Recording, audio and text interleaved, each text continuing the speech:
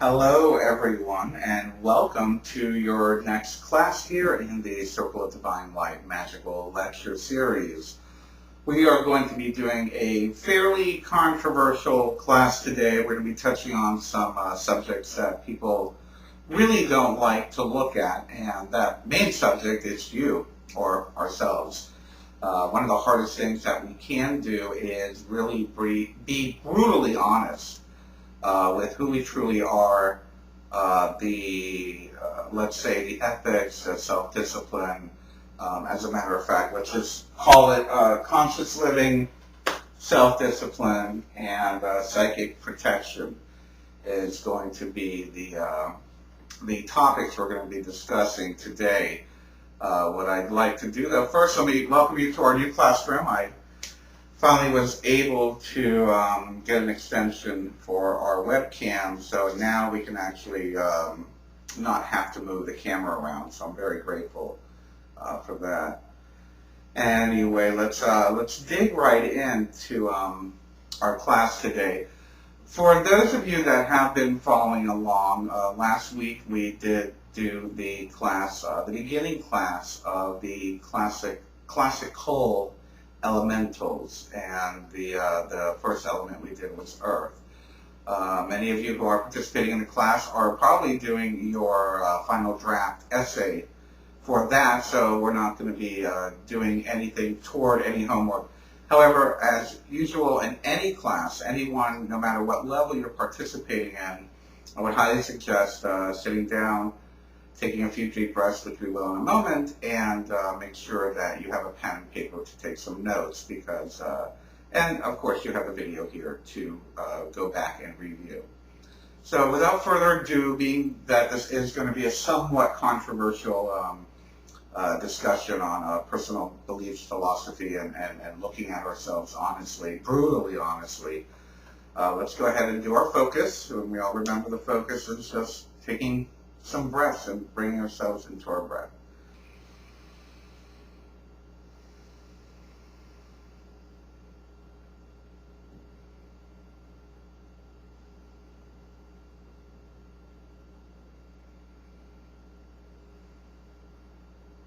And now that we are a little calmer, I know I am, and I hope that you are too, let's start with some really basic stuff that I talk about with most of my students on a personal level, and it's usually something that I put out there in the beginning. So being that this is the the fourth or fifth class, I'm not sure, but let's put this out there immediately.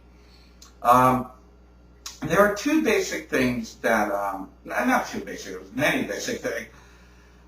A lot of our inner dialogue has a vibration to it. Okay, we talk about thought, we talk about vibration, we brought it up in the past. And one of the exercises that I'm going to put out there immediately is to get rid of two words out of your vocabulary. I know for those of you that have been following me, you've probably heard this before, especially if you are a student of mine from the past. There are two words that really need to be removed, not only out of our vocabulary, but in the way that we take it out of our entire language and our mind, because they're just so detrimental, not only to ourselves, but to the people around us. And those two words are think and should. And you're probably going to say, why is think a bad word? Well, I'm going to give you an example in just a minute. But first, let's start with the word should. When you should yourself, okay, immediately you put yourself, you give your body a certain chemical reaction. A certain chemical reaction happens with the neurotransmitters and the electrical circuits that go on, and things start going into overdrive because you should do this. You should be at work by 9 o'clock. You should pay your taxes on time. You should be a better father. You should be a better lover. You should. And this is our inner dialogue speaking. So as we do this, we're basically just raising the anxiety level. We're stimulating our central nervous system in a very negative way. And you know what happens when we stimulate our nervous system negatively, it releases toxic poison. Okay, so, and you're going to have to look into that by yourself and research that, but go ahead and look it up. Maybe we'll go into it in the future, but we must be very aware of the dialogue that we have within ourselves, within our minds, and to be gentle with ourselves. The same goes for when we should another person. When you are shoulding another person, oh, you should use cream instead of milk, or you should not do that, or you should do this. You're imposing your will on them, and what you're telling them, and I'm sure you can relate to this when it's done to you, that they aren't thinking straight, or they're not thinking right for themselves, or that they can't be trusted to think for themselves, to make the right choices and make the right decisions that are okay for them as an individual on a spiritual path of spiritual growth, spiritual evolution, and self-awareness and self-empowerment. The moment you should someone, you have disconnected them from you, because immediately they're going to put up a defense. I know I do, and I'm sure you do, and I'm sure your children do, and your parents do, and your family does when you should them. And I know as well that we just don't like to be told what to do as awakened people or light workers or Wiccans or whatever we are. I'm going to use the word light worker probably for the rest of the series as a generic umbrella term, so please don't be offended no matter what path or label you call yourself. So as light workers, we really don't like the idea of being told that we should be feeling a certain way, or we should be following a certain path, or we should carry ourselves a certain way, or we should look a certain way, or think a certain way. That's not what we're about, and that's definitely not what this series is going to be about. And I'm putting this out here in the beginning because the rest of this class might come off as should. And you need to really be honest with yourself and kind of feel, and there's that word feel with the link to think, which we're going to get into in just a minute. Feel what resonates with you, take it, and leave the rest. I will say again, we're going to be talking about some brutally honest things. We're going to be putting a mirror in front of ourselves, not literally, but figuratively speaking. And we need to be able to take what works for us.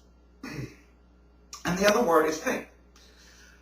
Let's say, well, again, let's start from the inner self. When we are telling ourselves, I think I should pick the blue one, or I think that guy's wrong for me, or I think my son is on drugs, or I think I should quit my job. You're putting doubt. And you're not only putting doubt, but you're telling yourself that A, you can't make a decision, and B, that your decision might be the wrong one, when in reality, as a light worker, you cannot make a wrong decision. When you're thinking consciously, now don't get me wrong, we'll get into making right and wrong decisions in just a minute, but when you're consciously aware of your path, your calling, your inspiration, your whims. It's funny, I watched a movie the other day talking about whims and how whims are bad for you. The thing that comes to mind is, don't feel, just think and be logical. We have to be both, okay? And when we are following our instinct, when we are following our gut, we are never going to make the wrong decision for our life. For many of you that know my biography, my bio, or have heard my shows where I talk about my past, my 20s and 30s were pretty tumultuous. And I did a lot of things that were very harmful to myself and made a lot of mistakes that I may look back at regretfully. But I will say that at the time, they didn't feel like mistakes. They were probably feeling like fun. And they were probably reactive from something that happened prior, or an event that happened prior that spawned that whole new mentality or that whole new thinking. And by living that way, I ended up being where I am today, living fully consciously, fully awake, and being able to communicate this experience with you. So don't ever think that you're going to make the wrong choice for your life, that you're going to make a mess of your life, or that anybody else is. Back to the word think. Let's get rid of the word think, especially in our own inner dialect. And when we are speaking to people, when you're trying to get a point across to someone, the same thing applies. The same outline applies. Oh, I think you should get that one. Well, think in that sense sounds like an opinion, and it also sounds like you're not sure of yourself. What can we do to replace these words in our vocabulary? I had a discussion with a friend of mine several weeks ago who said, well, what do we say then? We're so used to having a word there to say that, but it has such a, I don't want to say negative vibration, but such an impositional vibration that, it would make sense to want to come up with a replacement. And to the best of my ability, after 30 years of trying to figure out this conundrum, I've come up with the conclusion that I just say I feel it would be in your best interest. It might be in your best interest. I feel strongly that you could. You could is a better, much better word. It gives them the opportunity to make up their own mind and make their own decision without you imposing your will on them. And as we know as light workers, we don't really want to impose our will on other people's paths. We don't want to generate more karma, especially in this time of awakening and of this transition that we're going through. We want to leave that karma behind. We don't want to generate more karma. And even though maybe up until this point of our lives, you, myself included, have generated karma, but hopefully now you'll know better and you'll have a greater clarity to be more sensitive to the actions and the reactions of the world around you. So instead of saying should, say, you could buy this one, or you could use that instead of that. It would help the environment better. Things like that, but get rid of should. Get rid of should. It's a very negative term, especially when you use it to yourself. I could. I could create opportunities. I could buy that. I could buy this. I could stay up all night. I could go to bed early. I could drink a gallon of vodka. I could drink a gallon of beer. I'm kidding. We're going to talk about that in a minute. Maybe we'll talk about that in a minute. But, and again with think, I feel is a great, great replacement word. I feel that it would be in your best interest. I feel that I could. I feel like buying the blue one. I feel like going to that store. And let's move ahead now into conscious living. The work that we do as light workers, okay, we've incarnated here at this particular time for a particular reason. And for many of us, who are older, like myself, we were brought up in a different era and a different time where it was okay to eat processed foods and shop at Kmart and whatnot. And, back then we actually still had made in the USA. And I'm trying to keep this very global, but I'm just going to give some of my personal experience. We were raised and trained a certain way. I know many of you watching this today are very young. You guys are probably in your late teens, early 20s, some of you in your early 30s, and you're waking up, you're blossoming, and you're watching this because you want a little bit of guidance from someone who's been there and been around. So what I'd like to say about conscious living is about, literally, to define it easily, is to say that you are conscious of all of your actions. A very good example is the economy, your personal economy. Are you giving money to predatory corporations? Are you giving money to deadly corporations?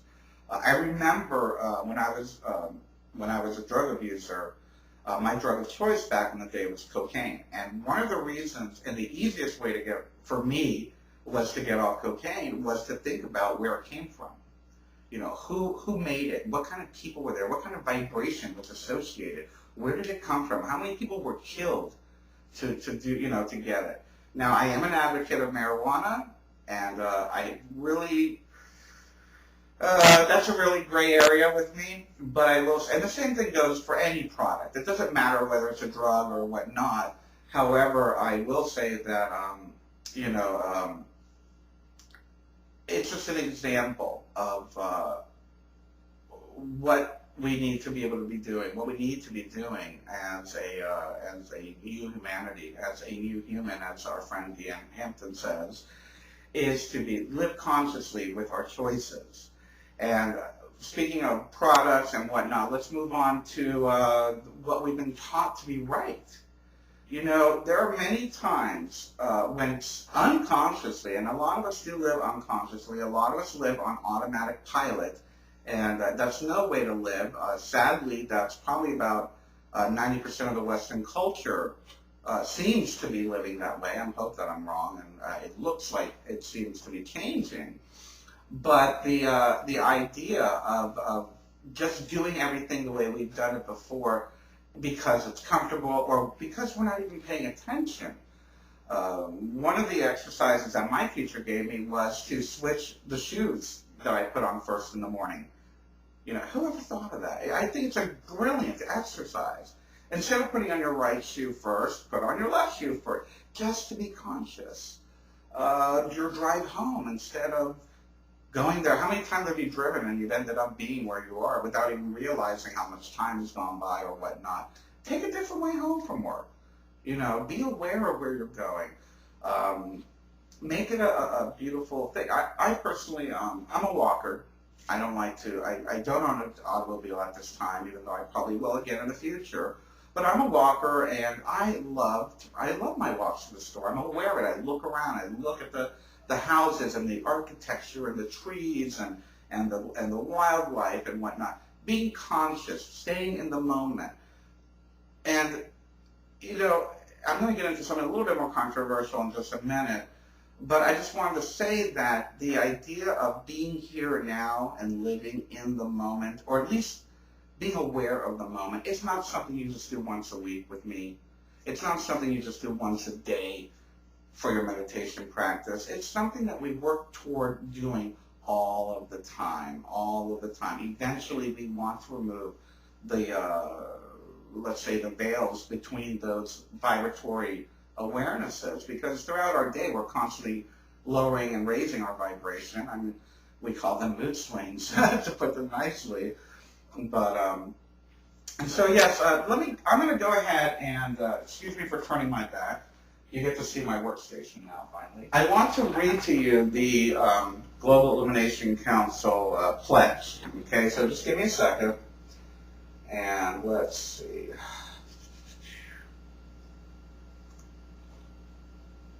Now, and the reason why I'm doing this is because we're going to be talking about, you know, removing those barriers, removing the idealism and putting it into practice in a daily life. So I just wanted to share these words with you because it's going to move into what I'm going to be talking about next, which is a little bit more controversial, but I think you'll understand if you get to hear what the pledge is. And I'm sure many of you have already read it, and many of you are probably already members who have taken this particular pledge. And I implore all of you to take the pledge, and I actually, you know, apply for membership with the GIC. But our pledge reads, forgive me for turning my back, we, the undersigned, have pledged to respect and defend any individual's human, spiritual, employment, medical, housing, business, voting, educational, legal, economic, food, and sustenance rights, including the right to a healthy and thriving planet, the well-being of all wild and domesticated animals, plants and insects, our natural resources, and the general well-being of all aspects of our universe. Okay, I'm just going to read the first part because this goes on with what we're talking about right now. And the thing is if we are to live this way, and to me that's very conscious living, if we are to live this way, we need to be honest with what we are feeding our energy into. And one of those things is Well, we see that, okay, let's say, for example, here's a good example. Let's say with Coca-Cola. A lot of us drink Coca-Cola. I don't anymore. It's very bad for you. It's horrible on your system. However, some of us still drink Coca-Cola. What I think a lot of us don't know is that Coca-Cola literally steals the water resources of third world countries and sells it back to them. Coca-Cola is one of the biggest, how shall I say, destroyers of natural resources and the stealing of natural resources. So every time you buy a can of Coke, you're giving money to the corporation who is stealing the water from these people in India, in Africa, and letting them die because they can't afford to buy the bottled Dasani water or whatever it is. These are the things I'm talking about. Your participation in this has a lot to do with conscious living. Another example, I'm going to make a reference to the Ten Commandments. Let me tell you something. If I could interpret them without getting shot, I would, and I probably will. I will interpret them without getting shot. But one of the main ones, which we all know, and it's just common sense, is thou shalt not kill.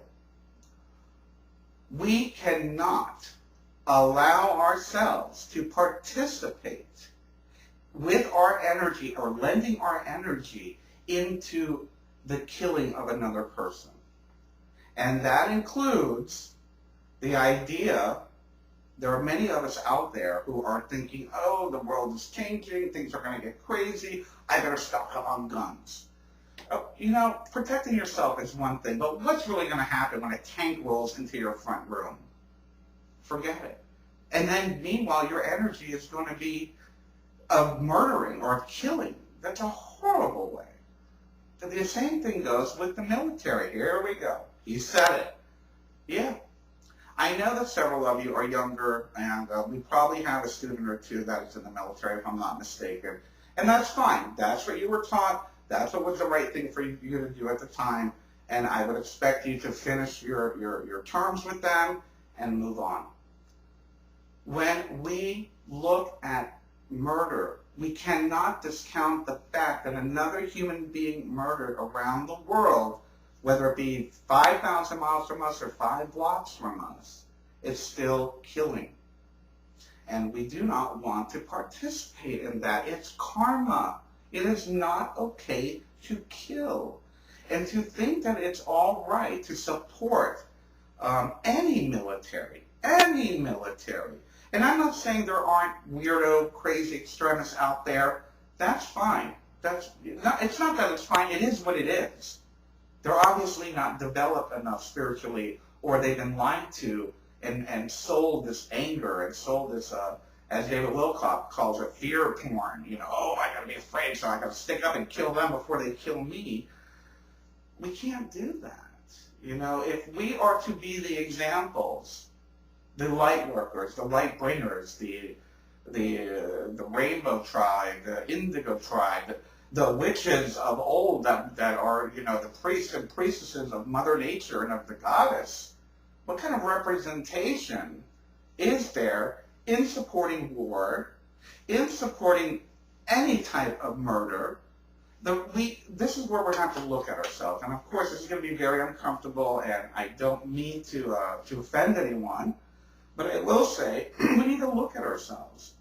When I support the troops, I'm supporting murder. I can support the individual human being and wish them love and wish that they would, you know, see clearly that they wouldn't pick up a gun to murder someone. Of course I do. I would never wish harm upon anyone. I'm 100% pacifist. And let me just make that statement now. The GIC and myself are 100% pacifist nonviolence. 100%. No guns, no killing, no extremism. Ever is permitted. And we see that within the pledge. And we need to raise our own standards of ethics to not lend ourselves to this particular stream of energy. You know, it's funny how It's funny how when we are talking spirituality and we do this and we do that, and then we turn around and we're putting up yellow ribbons to support the troops. I don't get it. Do you not see the insanity in that? We cannot support the wars. We cannot support the military-industrial complex. If you are working at Halliburton, just because you're making 50 grand a year, or probably now 30 grand or 20 grand since you probably just got out of college, you're supporting the war. If you're working on anything that lends to the industrial complex of murder of fellow human beings, you're not a part of the solution. And you need to be honest with yourself. And it doesn't happen overnight. You're not going to quit the Army. You're not going to quit, working at your $20,000 or $80,000 a year job. But it's something to work toward. And I think that's the point I wanted to make by talking about the actual pledge. If you read our pledge, you would think we live on an island of nothing but happy, fluffy angels. But we don't. It's something that we work toward. There's a certain line we don't cross, of course, as members. But it's more of an aspiration of, we will not participate in this. And as a light worker, we cannot expect the next generation or this particular generation to ever find peace through killing. We can never, ever think that we are going to shed the robes of karmic unhappiness and desire and all of these things that we talk about if we are not honest with ourselves and say, you know what? I feel for that family. I feel for the fact that their kids are going off to war. I feel for them for not knowing any better, and I'm not going to judge them. I'm going to accept them for who they are. I'm going to love them, and I'll support them emotionally if they ever come to me. But I'm not going to support that choice. That is a choice to go and support a very, very negative, and let's be real here, it's negative. Is that what we want? Is that what we truly are? Is that what a light worker is? Is that what a truther is? Is that what a witch is? A priest, a priestess, a rainbow tribe person, an indigo? We can't. And let me go on to say, career. That was just the military. Now let's move on to the rest of our careers. What about if you work for Bank of America? So you're making 150 grand a year. Are you helping the world? When you see what they're doing to all of these people all over the world? You work for Walmart. Do you think you're helping? Really? We need to start being brutally honest with ourselves. And everyone's probably saying, oh, well, what am I going to do? I'm going to become homeless. I'll lose my house. You will. I did. And you will find your way. And you will have friends that will help you. And you will have a community that will stand up with you. And you know that you will have a much easier time when you have inner peace. But again, I'm not saying to quit your job. I'm not saying that. But I'm saying if you decide, you're going to be okay. You're going to be okay. It's not the end of the world. You lose your 6-figure salary. As long as you have a roof over your head, peace of mind, and food in your stomach, and the love of friends and family, you're going to be fine. Okay. So enough about that. We talked a little bit now about conscious living. We talked about personal ethics, and we're going to talk a little bit about our discipline, our personal discipline. And I think this has a lot to do with what we just spoke about, actually, because if we were to integrate the personal discipline aspect of spirituality, it is to be brutally honest with ourselves. It is to do the things that kind of scare us and to move past them. It is about generating a higher vibration for us on a constant level versus a once a week or whatnot, like we just spoke about. And I know I said I wasn't going to get into like any conspiracy theory stuff here, and I'm not. I'm not. But I will say that one of the things that I really implore all of you to do is to turn off your television and get rid of it. If you have children, get rid of it. If if it's something that you need to do all the time, that should be a red flag right there. I find that, well, it's not even that I find, it's been scientifically proven through many, many studies that it does brainwash you. And that's just the rhetoric that you hear. So I'm not even going to get into that, but let's look at it critically. Here we have people that are marketing aggressively to get you to buy a product or to watch a particular thing, watch a particular program. Even the news has now been about ratings and numbers, money, and advertising. That's all it is. Is it wrong to watch television? On occasion, I don't think so. I watch about 2 or 3 hours of TV shows every day. But I watch them online, quite honestly, so I don't have to watch the commercials. It's about being objective about it, and it goes back to the whole automatic pilot thing, coming off of work, flopping on the couch, putting on the remote, and just a vegetable, just clicking. How many times have you seen yourself or your friends just staring blindly? You walk into a room with a bunch of kids watching TV, they're like zombies with drool coming out of their mouth. Is that what kind of child you want to raise? Is that what kind of person you want to be? No, you don't. I can tell you that right now. I know you don't. It's just something that we're programmed to do, that we've gotten accustomed to. We've been conditioned to do it. Get rid of it. Get rid of it. It would be the best thing you've ever done. Many people think it's insane because you can't get the news, or I can't get that. You have an iPhone, you have a computer, you will get your news. You will get your weather alerts. You'll get all the things that you need. You don't need all the mental masturbation of Sex in the City or anything. Well, I'm not going to get too crazy about it. I could totally go on for another hour or two. But we're talking again about self-discipline and living consciously. And that is one of the few things that you can do to live more consciously. So we're going to go into psychic protection.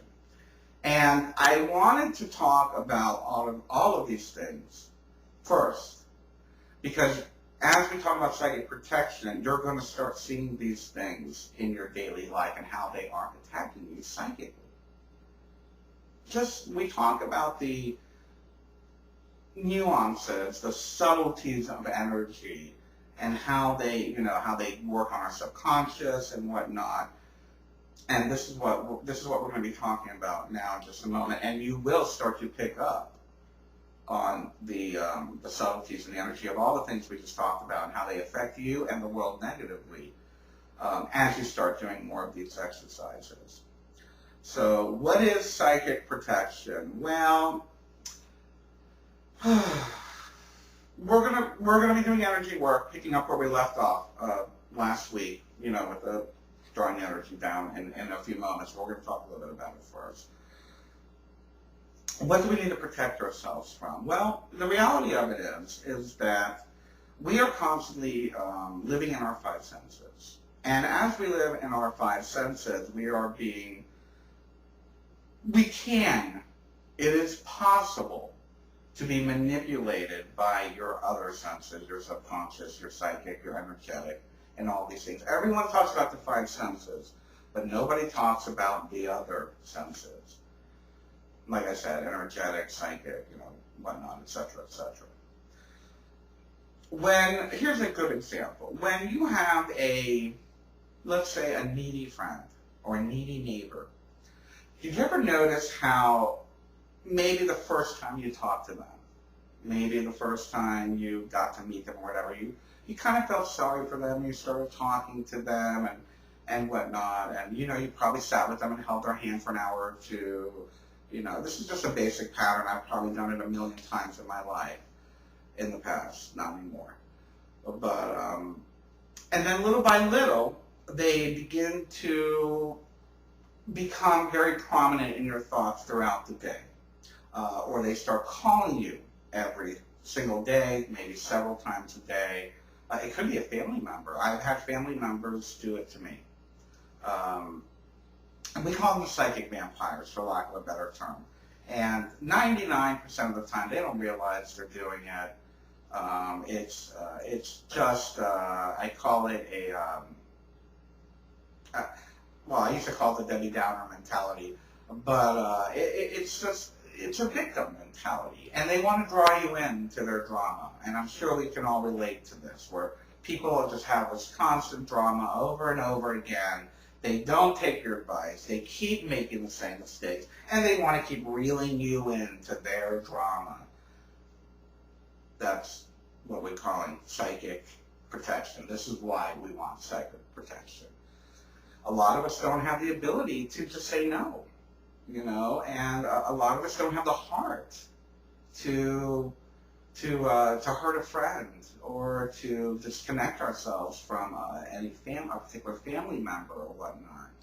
So what I'm hoping today is, with these particular exercises, if you keep practicing them, you'll be able to pick up on the nuances of when you're about to be engaged in a psychic attack, whether it be intentional or non-intentional. And it doesn't have to be from a person. It could be from a TV show or an internet show or a print ad. It could be anywhere, anytime. Anything that engages your attention negatively is a psychic attack. Anything. Postings on Facebook about the dying birds. Okay, fine, I read it once, that's enough. Why do I got to keep reading it over and over and over and over and over again? Why do I got to keep looking for more and more? Yeah, it's happening. I've educated my mind, but yet we get sucked in, taking our attention, taking our focus, taking our energy, pulling your energy from you. That is a psychic attack. Like I said, it could be anywhere, anyone, and anything.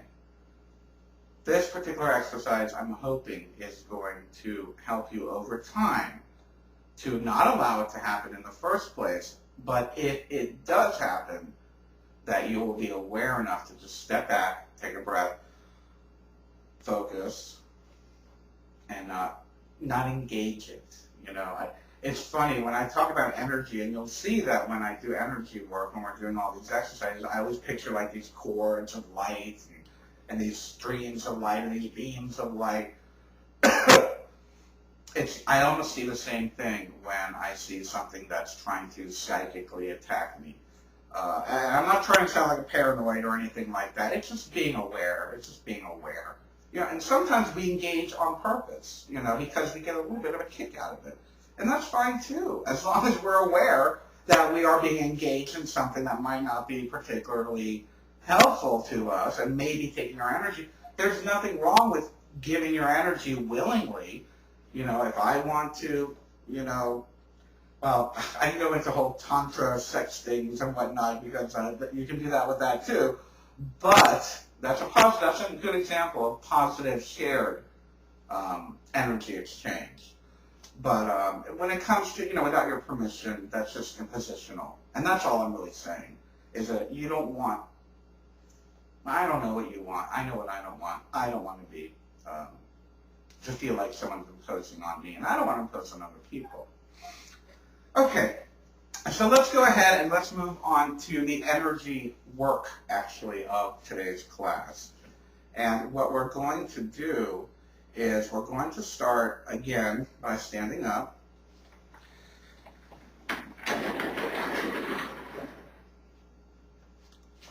And, okay, good. Forgive me for blocking the board. I may, actually, let me draw on it first, sorry. Okay, remember last week, we ended up, well, let's start at the beginning. I'm not going to review all of the energy classes every week, but right now there's only 3 of them, so we can pick up where we left off. We do the focus. We did the breath focus. We draw the, I'm just going to draw a stick figure. We did the grounding where we took the energy into the earth, pushed our energy into the earth, made a connection with the earth's core, wrapped it around and brought it back up into our bellies, okay? Last week we did where we connected with the source of all things, brought the energy down into us and brought it and connected into our belly. Then we had it come out of each of our arms and out of our fingers, okay, and back into the earth. That make a cool pendant. Anyway, so that's where we left off. What we're going to do today is we're going to get a little bit more involved with working with the energy. I want you to get used to feeling the energy. I don't know how many of you were around in the 90s or the early 2000s when we used to do the whole rave thing. There's something to that. I know this is really silly, but it's not. It's actually very real. So let's go ahead and let's stand up. Let's get into a position. I want you to do this with me the first time. And if you want to watch it again, by all means, you can, and review it. And again, I suggest doing this at least 3 times before next week. If you can do it 3 times a day, that's even better. So let's do our focus.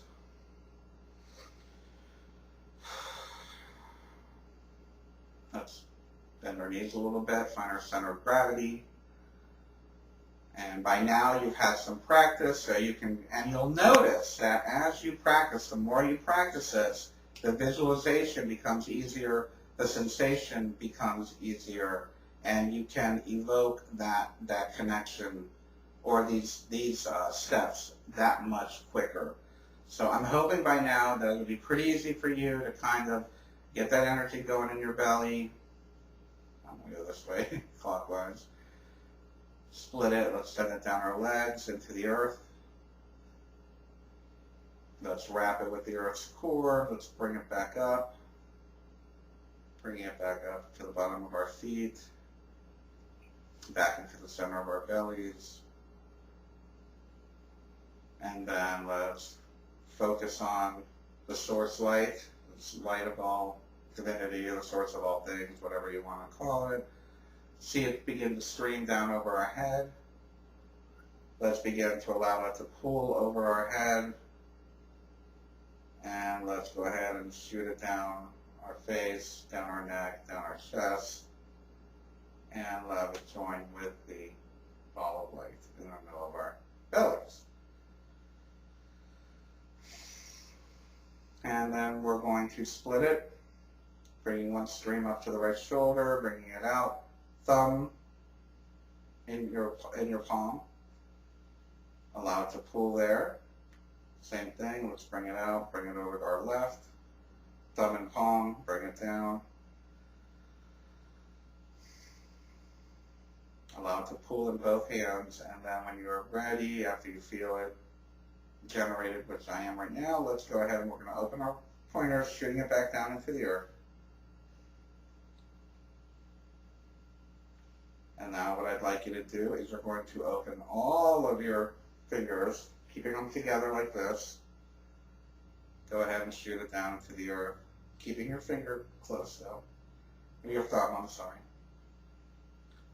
Shoot it down into the earth, and then what we're going to do is we're going to shoot it into the palm of the other hand. You can open the other hand up all the way if you want. Doesn't matter which arm you use. I'm using my left.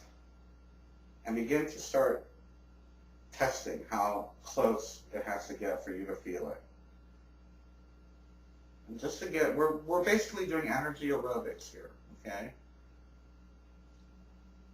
So we're kind of just testing. Oh, there we go, I just got it. And we can go ahead and do the same thing with the other.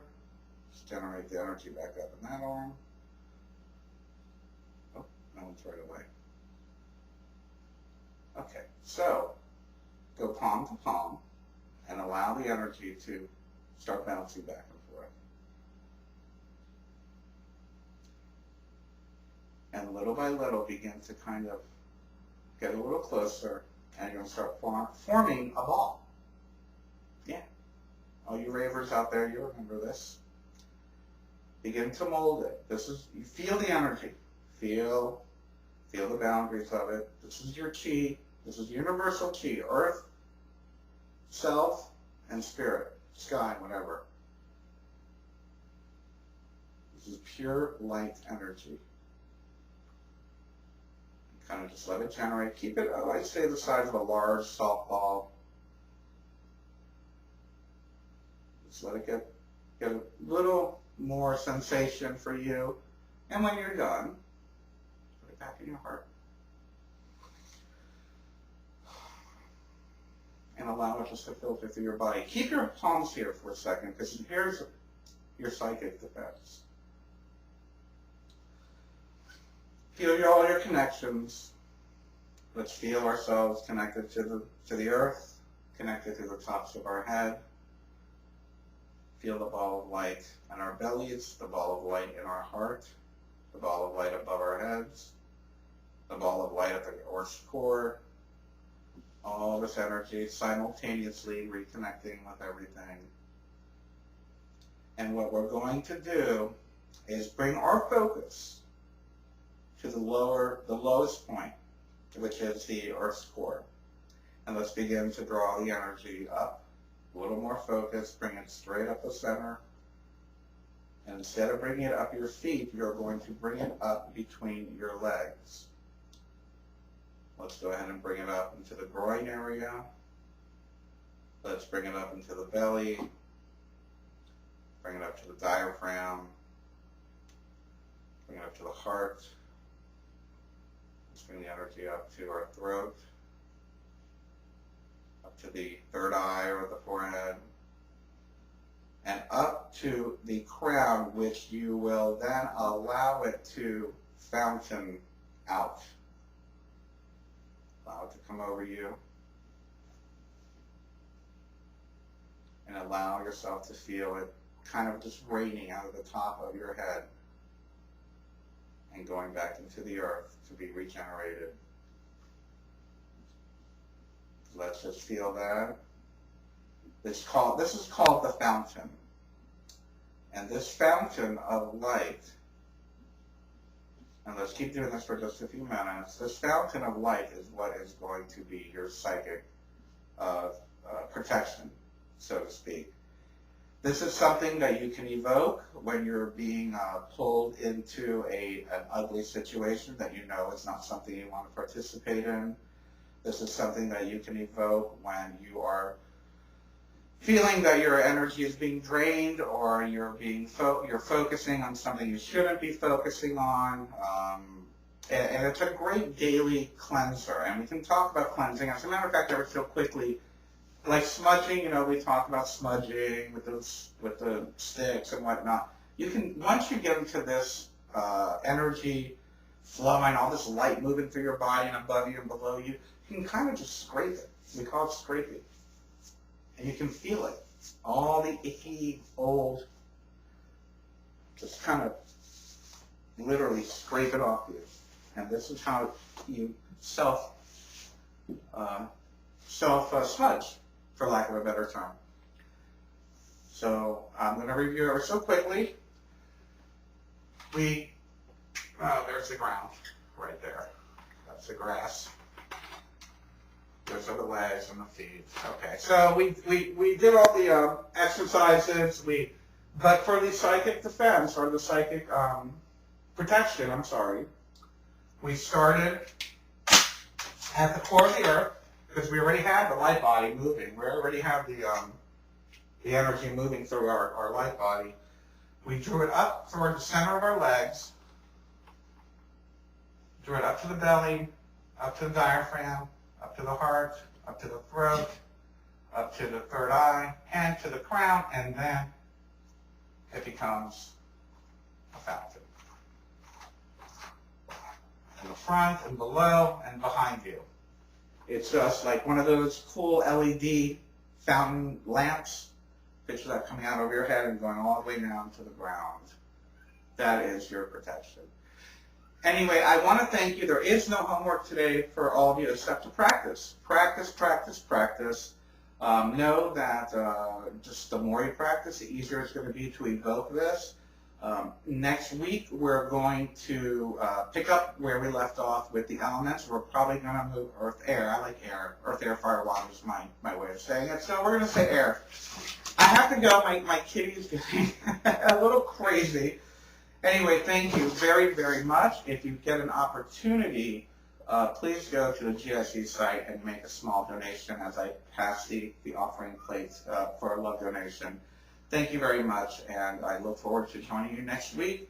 And keep it up. I'm sure you're all doing a great job. Thank you very much, everybody. I love you.